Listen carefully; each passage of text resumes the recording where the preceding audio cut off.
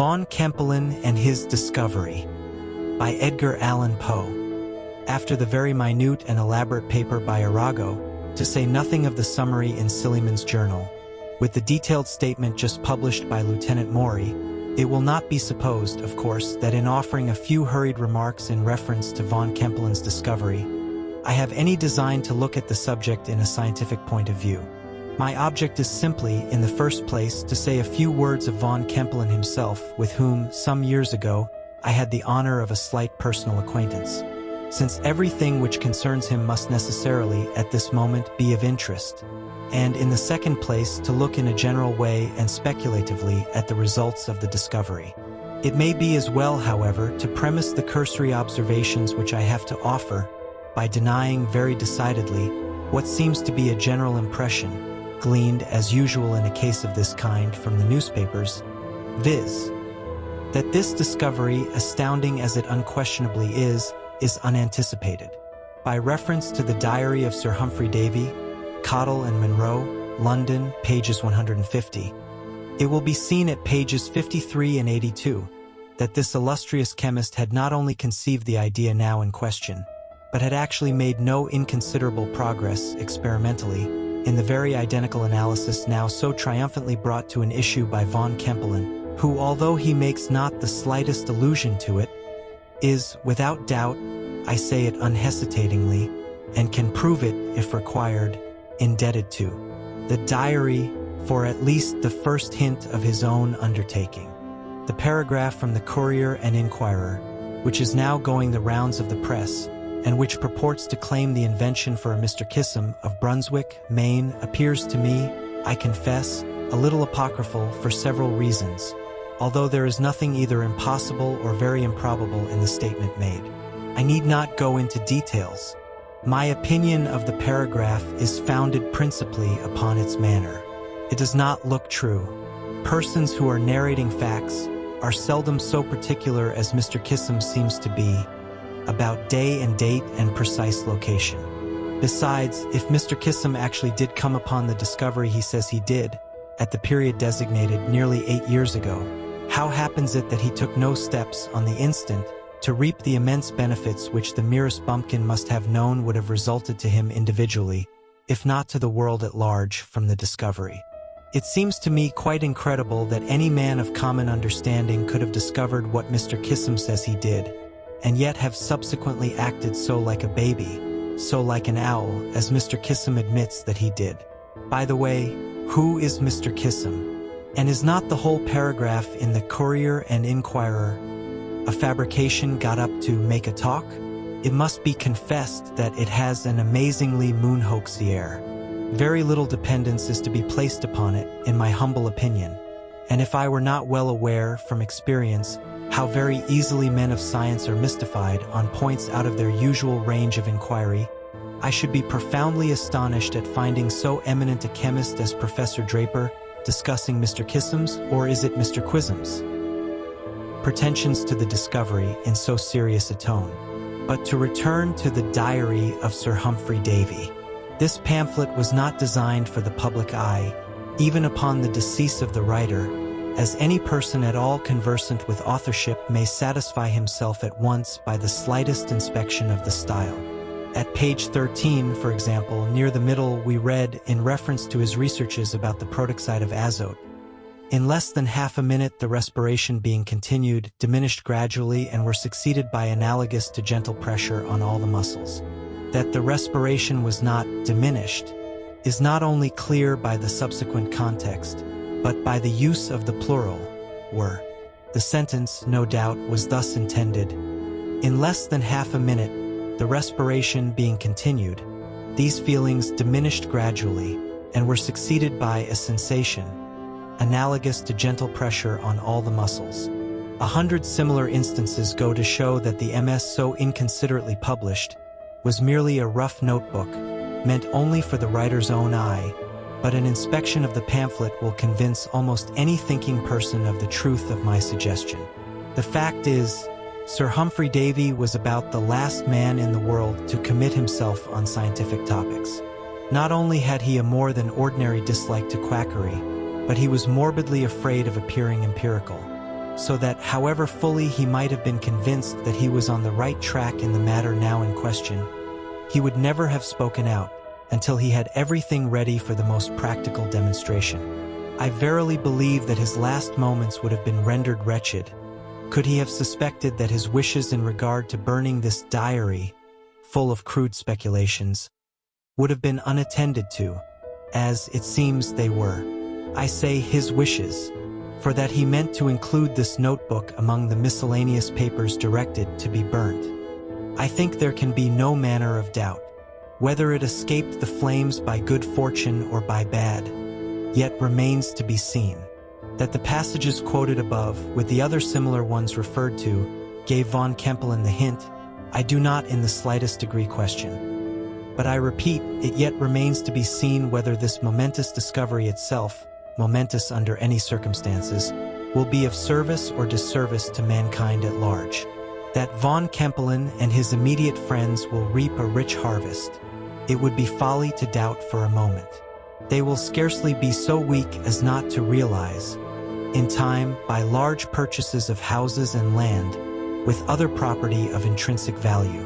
In the brief account of von Kempelen which appeared in the Home Journal, and has since been extensively copied, several misapprehensions of the German original seem to have been made by the translator, who professes to have taken the passage from a late number of the Pressburg Schnellpost. Vili has evidently been misconceived, as it often is, and what the translator renders by sorrows is probably Leiden, which, in its true version, sufferings, would give a totally different complexion to the whole account. But, of course, much of this is merely guess on my part. Von Kempelen, however, is by no means a misanthrope, in appearance at least, whatever he may be in fact. My acquaintance with him was casual altogether, and I am scarcely warranted in saying that I know him at all. But to have seen and conversed with a man of so prodigious a notoriety as he has attained, or will attain in a few days, is not a small matter as times go. The literary world speaks of him confidently as a native of Pressburg, misled perhaps by the account in the Home Journal. But I am pleased in being able to state positively, since I have it from his own lips, that he was born in Utica in the state of New York, although both his parents, I believe, are of Pressburg descent. The family is connected in some way with Maelzel of automaton chess player memory. In person, he is short and stout, with large, fat, blue eyes, sandy hair and whiskers, a wide but pleasing mouth, fine teeth, and I think a Roman nose. There is some defect in one of his feet. His address is frank, and his whole manner noticeable for bonhomie. Altogether, he looks, speaks, and acts as little like a misanthrope as any man I ever saw. We were fellow sojourners for a week about 6 years ago, at Earl's Hotel in Providence, Rhode Island, and I presume that I conversed with him at various times for some 3 or 4 hours altogether. His principal topics were those of the day, and nothing that fell from him led me to suspect his scientific attainments. He left the hotel before me, intending to go to New York and thence to Bremen. It was in the latter city that his great discovery was first made public, or rather, it was there that he was first suspected of having made it. This is about all that I personally know of the now immortal von Kempelen. But I have thought that even these few details would have interest for the public. There can be little question that most of the marvelous rumors afloat about this affair are pure inventions, entitled to about as much credit as the story of Aladdin's lamp. And yet, in a case of this kind, as in the case of the discoveries in California, it is clear that the truth may be stranger than fiction. The following anecdote, at least, is so well authenticated that we may receive it implicitly. Von Kempelen had never been even tolerably well off during his residence at Bremen, and often, it was well known, he had been put to extreme shifts in order to raise trifling sums. When the great excitement occurred about the forgery on the House of Gutsmith and Company, suspicion was directed toward von Kempelen, on account of his having purchased a considerable property in Gasperich Lane, and his refusing, when questioned, to explain how he became possessed of the purchase money. He was at length arrested, but nothing decisive appearing against him, was in the end set at liberty. The police, however, kept a strict watch upon his movements, and thus discovered that he left home frequently, taking always the same road, and invariably giving his watchers the slip in the neighborhood of that labyrinth of narrow and crooked passages known by the flash name of the Dondergat. Finally, by dint of great perseverance, they traced him to a garret in an old house of 7 stories, in an alley called Flatsplats, and, coming upon him suddenly, found him, as they imagined, in the midst of his counterfeiting operations. His agitation is represented as so excessive that the officers had not the slightest doubt of his guilt. After handcuffing him, they searched his room, or rather rooms, for it appears he occupied all the mansard. Opening into the garret where they caught him was a closet 10 feet by 8, fitted up with some chemical apparatus, of which the object has not yet been ascertained. In one corner of the closet was a very small furnace with a glowing fire in it, and on the fire a kind of duplicate crucible, 2 crucibles connected by a tube. One of these crucibles was nearly full of lead in a state of fusion, but not reaching up to the aperture of the tube, which was close to the brim. The other crucible had some liquid in it, which, as the officers entered, seemed to be furiously dissipating in vapor. They relate that, on finding himself taken, Kempelen seized the crucibles with both hands, which were encased in gloves that afterwards turned out to be asbestic, and threw the contents on the tiled floor. It was now that they handcuffed him, and before proceeding to ransack the premises they searched his person, but nothing unusual was found about him, excepting a paper parcel in his coat pocket, containing what was afterward ascertained to be a mixture of antimony and some unknown substance, in nearly, but not quite, equal proportions. All attempts at analyzing the unknown substance have, so far, failed, but that it will ultimately be analyzed is not to be doubted. Passing out of the closet with their prisoner, the officers went through a sort of antechamber, in which nothing material was found, to the chemist's sleeping room. They here rummaged some drawers and boxes, but discovered only a few papers of no importance, and some good coin, silver, and gold. At length, looking under the bed, they saw a large, common hair trunk, without hinges, hasp, or lock, and with the top lying carelessly across the bottom portion. Upon attempting to draw this trunk out from under the bed, they found that, with their united strength, there were 3 of them, all powerful men. They could not stir it 1 inch. Much astonished at this, one of them crawled under the bed, and looking into the trunk, said, "No wonder we couldn't move it. Why, it's full to the brim of old bits of brass." Putting his feet now against the wall so as to get a good purchase, and pushing with all his force, while his companions pulled with all theirs, the trunk, with much difficulty, was slid out from under the bed, and its contents examined. The supposed brass with which it was filled was all in small, smooth pieces, varying from the size of a pea to that of a dollar.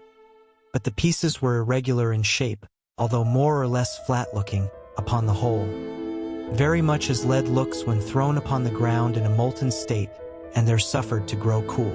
Now, not one of these officers for a moment suspected this metal to be anything but brass. The idea of its being gold never entered their brains, of course. How could such a wild fancy have entered it? And their astonishment may be well conceived, when the next day it became known, all over Bremen, that the lot of brass which they had carted so contemptuously to the police office, without putting themselves to the trouble of pocketing the smallest scrap, was not only gold, real gold, but gold far finer than any employed in coinage, gold, in fact, absolutely pure, virgin, without the slightest appreciable alloy. I need not go over the details of von Kempelen's confession as far as it went, and release, for these are familiar to the public, that he has actually realized, in spirit and in effect, if not to the letter, the old chimera of the philosopher's stone. No sane person is at liberty to doubt. The opinions of Arago are, of course, entitled to the greatest consideration, but he is by no means infallible, and what he says of bismuth in his report to the Academy must be taken cum grano salis. The simple truth is that up to this period all analysis has failed. And until von Kempelen chooses to let us have the key to his own published enigma, it is more than probable that the matter will remain, for years, in statu quo. All that as yet can fairly be said to be known is that pure gold can be made at will, and very readily from lead in connection with certain other substances, in kind and in proportions unknown. Speculation, of course, is busy as to the immediate and ultimate results of this discovery, a discovery which few thinking persons will hesitate in referring to an increased interest in the matter of gold generally by the late developments in California. And this reflection brings us inevitably to another, the exceeding inopportuneness of von Kempelen's analysis. If many were prevented from adventuring to California by the mere apprehension that gold would so materially diminish in value on account of its plentifulness in the mines there, as to render the speculation of going so far in search of it a doubtful one, what impression will be wrought now upon the minds of those about to emigrate, and especially upon the minds of those actually in the mineral region, by the announcement of this astounding discovery of von Kempelen?